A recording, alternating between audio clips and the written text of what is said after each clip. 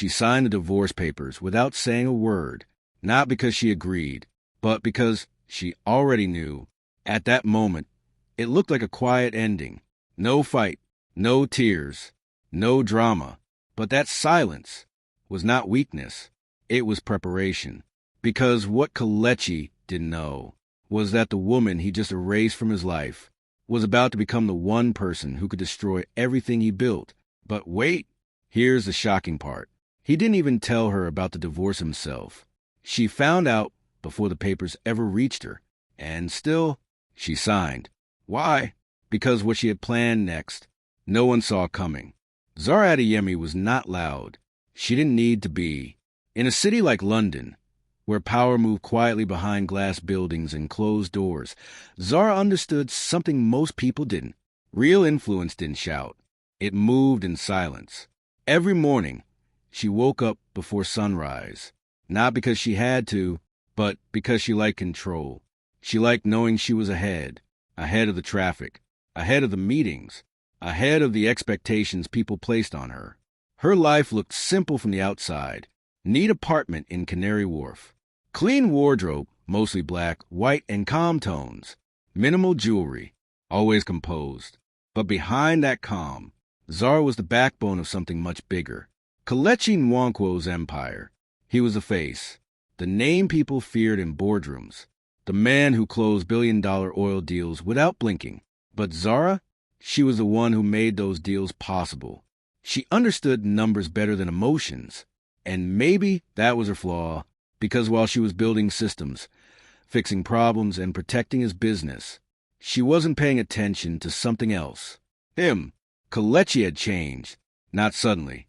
Not in a way that would alarm anyone. Just small things. Late nights that didn't make sense. Short replies. Long pauses in conversations. And that looked like his mind was somewhere else.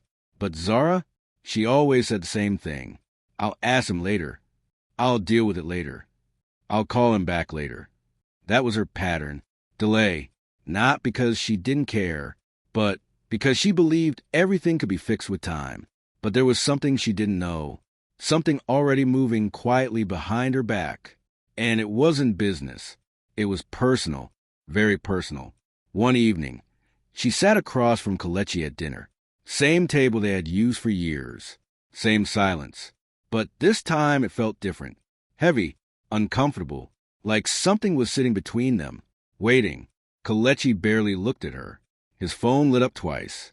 He ignored it, but not in a normal way. It felt intentional, like he didn't want her to see. Everything okay? She asked. Simple question. Soft tone. He nodded. Too quickly. Just work. Work. That word again. It used to mean ambition. Now it felt like distance. But she didn't push. That was her mistake. Because what she didn't know was, a decision had already been made. A file had already been prepared. A signature was already waiting. And somewhere in the city, someone was making sure Zara stayed in the dark. That night, she went to bed early. He stayed up, phone in hand. Lights off, silence loud. And just before she fell asleep, she felt it. That quiet feeling, the one people ignore, the one that whispers, something is wrong. But she turned away, closed her eyes, and told herself, I'll deal with it tomorrow. But everything was about to change. The first sign didn't come loudly. It came as a small delay, a message that didn't go through, a call that ended too quickly. At first, Zara ignored it, because in her world, small things didn't matter. Or at least, that's what she believed. But she didn't know small things are where everything begins. The next morning, she tried to access one of the company's internal systems, something she had done for years. Her login failed. Once, twice, 3 times. She paused, frowned slightly, then reset it. Still nothing. That's strange, she whispered. But she didn't panic, because again, she believed everything had a logical explanation. Maybe IT changed something. Maybe there was an update. Maybe it was just a mistake. But wait, it gets worse. By noon, 3 more things happened. Her access card didn't open a restricted floor. A scheduled meeting was suddenly rescheduled without her input. And someone she had personally trained, avoided her in the hallway. Not just avoided, dodged her, eyes down, steps faster. Like they didn't want to be seen talking to her. That was the moment something shifted. Not outside, inside her. Because this time, it didn't feel like coincidence. It felt like removal.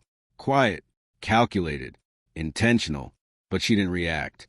Not yet. Because Zara didn't move on emotion. She observed first.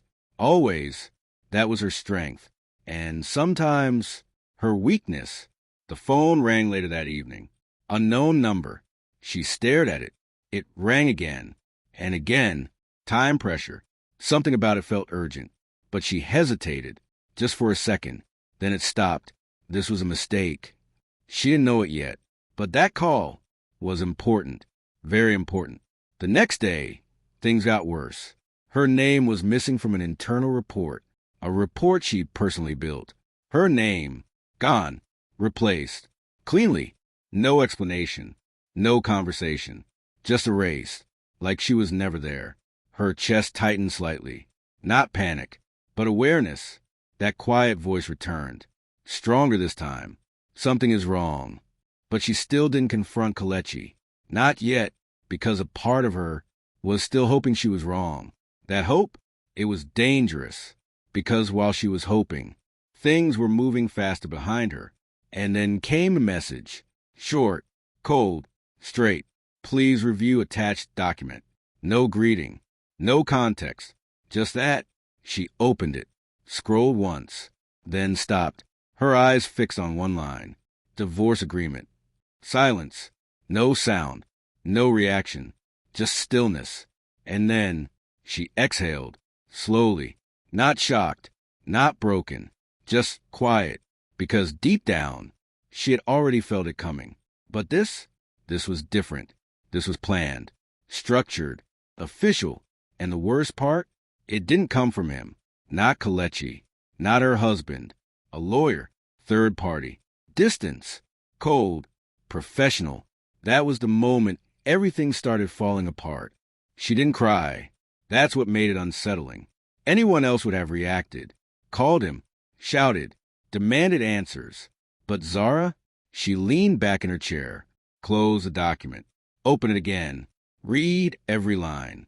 Carefully. Like she was reviewing a business deal. Because that's what it felt like. A transaction. No emotion.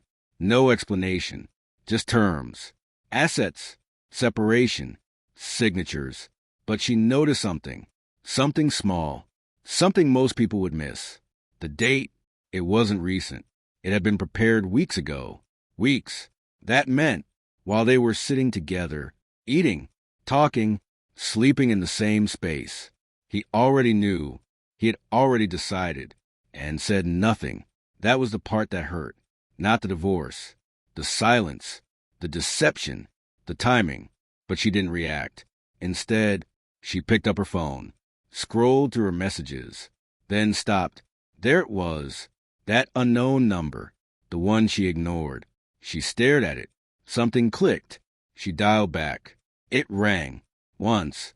Twice. Then answered. Hello. A voice. Calm. Professional. We tried reaching you yesterday. Zara sat up slightly. Her fingers tightened around the phone. Try to tell me what? A brief pause. Then the voice said something that changed everything. You needed to know before the documents reached you. Silence. Her heart didn't race. But her mind started moving fast. Who is this? She asked. Another pause. Then, you can call me someone who doesn't think you deserve what's coming. That line stayed.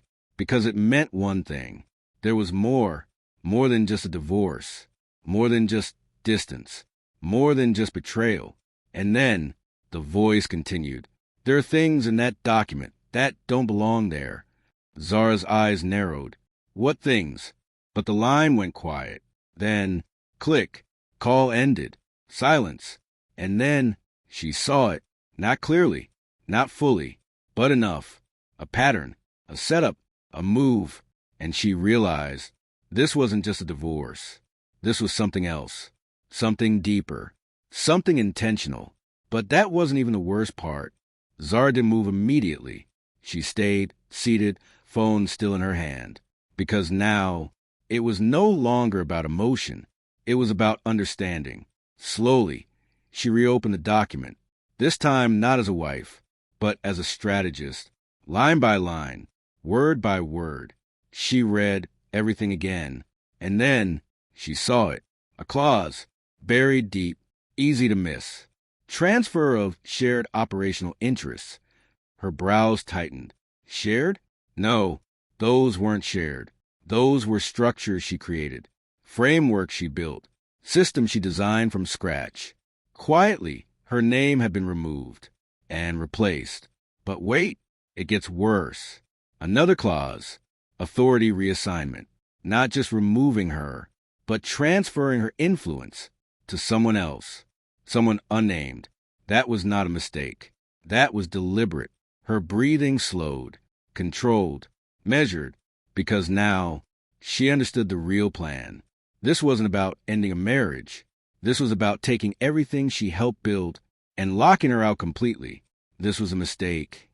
But not hers, his, because what Kelechi didn't realize was Zara didn't just support the empire. She understood it better than anyone, and that meant one thing. If they were trying to erase her, they had already underestimated her. And then she noticed something else, a signature field, already signed. Kelechi Nwankwo. Her fingers paused on the screen, just for a moment. Not shock, not anger, something else, disappointment. Because now it was confirmed. He didn't just agree to this. He let it, and yet he still hadn't said a word to her. That silence spoke louder than anything else. And then she remembered the call, the voice. There are things in that document that don't belong there. Her eyes moved faster now, scanning, cross-checking, and then she saw it, a company reference, one she didn't recognize. Not directly, but something about it felt familiar. The structure, the naming pattern, the ownership line. It was hidden, layered, but not invisible. Zara leaned back slowly, and for the first time, a faint smile appeared. Not happiness, understanding, because now the pieces were connecting. And then she whispered softly, "So that's what you did." Pause, silence, and then, "Kelechi." Here's where everything changed. Zara didn't confront him. Not that night, not the next day, not even the day after. Instead, she disappeared. Not physically, but strategically. She stopped showing up where she was expected, stopped responding the way she used to, stopped being predictable. And that alone shifted everything, because people started noticing. She's been quiet. She hasn't reacted. Does she know? Questions began moving around quietly, but no one had answers. And that was exactly how she wanted it. Because while everyone else was guessing, Zara was moving, fast, precise, controlled. She made 3 calls, not emotional, not reactive, calculated. The first, to someone who owed her a favor. The second, to someone who understood numbers better than loyalty. And the third was the most important. It lasted less than 2 minutes, but it changed everything. Because right after that call, things started shifting. Not loudly, but deeply. Within days, documents began surfacing. Ownership layers were exposed. Silent partnerships uncovered. And that company, the one hidden in the divorce file, started appearing in places it shouldn't. But Kelechi didn't notice. Not yet, because on his side, everything still looked normal, stable, controlled. He believed the process was working, that Zara was out, that the transition was smooth, that everything was under control. That belief, that was his weakness. Because while he was comfortable, Zara was rewriting the board, quietly. And then the announcement came, unexpected, unplanned, unavoidable. A new acquisition, major, aggressive, strategic, the kind that shakes an entire industry. And the name behind it? One he had never seen before. At least, not like this. Kelechi stared at the screen, brows tightening slightly. Something felt off. Not wrong, but unfamiliar. And then he saw it. The ownership structure. Layered, complex, but clear enough. His fingers slowly lowered from the keyboard. His breathing changed, just slightly, because now he felt it. That same quiet feeling Zara had felt earlier. The one people ignore. The one that whispers, something is wrong. And then he saw the name, not directly, not boldly, but hidden, positioned, powerful. Zara Adeyemi. Silence. No movement. No sound. Just realization. And in that moment, for the first time, Kelechi understood. This wasn't over. It had just begun. What happened next, no one was prepared for. The moment Kelechi saw her name, everything changed. Not loudly, not dramatically, but inside him, something dropped. Heavy, cold, real, because now he understood one thing. Zara didn't react. She repositioned, and that was far more dangerous. He stood up slowly from his desk, walked toward the glass window, overlooking the city. London looked the same, busy, powerful, unmoved. But for him, nothing felt stable anymore, because what he thought was control was already gone. But he didn't panic. Not yet, because Kelechi was not a foolish man. He was calculated, strategic, and for a moment, he convinced himself this was just coincidence, just business, just overlap. But wait, deep down, he knew that wasn't true, because Zara didn't do coincidence. She did precision, and this was too precise.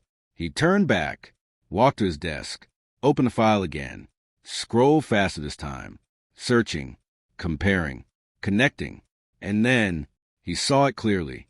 That company, the one hidden in the divorce clause, the one designed to take control quietly, it was already compromised, not attacked, not exposed, but redirected. And the person behind it? Zara. She didn't fight the system. She stepped inside it. That changed everything, because now she wasn't outside his world. She was inside it, and not just inside, above. Silence filled the room, and for the first time, Kelechi sat down slowly, not in control, not confident, just still, because realization had finally caught up with him. She knew, he said it quietly, almost to himself. She knew everything. That was the truth, the one he avoided, the one he didn't want to face. Zara knew about the divorce before it ever reached her, and instead of reacting, she planned, and now he was the one reacting. That shift? That was power. He tried to call her. Once. No answer. Twice. Still nothing. Time pressure. Now he felt it. The same urgency she once ignored. This was a mistake. But this time, it was his. He stood up again, grabbed his keys, left his office, because suddenly this wasn't business anymore. This was personal. Very personal. Hours later, he finally saw her. Not in their home, not in a private space, but in a boardroom, large, cold, controlled, exactly her kind of setting. She was already seated, calm, composed, like she had been waiting, but not for him. For the moment, he stepped in slowly. The door closed behind him. Silence, no greeting, no emotion, just presence. Zara looked at him, not with anger, not with pain, but with something else. Clarity. That alone made him uneasy. You move fast, he said, trying to sound steady, trying to regain control. But his voice wasn't as strong as before. Zara tilted her head slightly, not impressed, not surprised, just aware. I had time, she replied. Simple, direct, heavy, because that line carried truth. She had time while he was hiding things. She had time while he thought she didn't know. She had time to become something he never expected. Silence again. Then he stepped closer. This isn't how it was supposed to go, he said. And there it was. Regret. Real. Clear. Visible. But Zara didn't respond immediately. She just looked at him for a few seconds. And then she spoke softly. You're right. Pause. And then It went exactly how it needed to. That line, it hit harder than anger, because it meant one thing. She wasn't reacting anymore. She had already moved on, and now she was in control. Kelechi exhaled slowly. His shoulders dropped slightly, because deep down, he knew he lost more than a marriage. He lost the only person who understood him, and his empire. And now, that same person stood across from him, not beside him, not behind him, but above him. And that truth, that was what he feared. Time passed. Not weeks, not months, but enough. The industry shifted. Power changed hands quietly. And Zara, she didn't destroy him. That's what made it heavier. She simply controlled the direction. His company still existed, still operated, still powerful, but no longer independent. And Kelechi, he adapted. He had to. But something in him changed. Not his ambition, not his intelligence, but his understanding. Because now, he knew what silence could do. He knew what underestimating someone could cost. And most importantly, he knew Zara was never just his wife. She was always something more. He just realized it too late. Sometimes, the biggest mistake isn't what you do. It's what you assume. He assumed she didn't know. He assumed she would break. He assumed she would react. But she didn't. She evolved. And that changed everything. So now the question is, if you were Zara, would you have destroyed everything he built? Or would you do exactly what she did and make him live with it?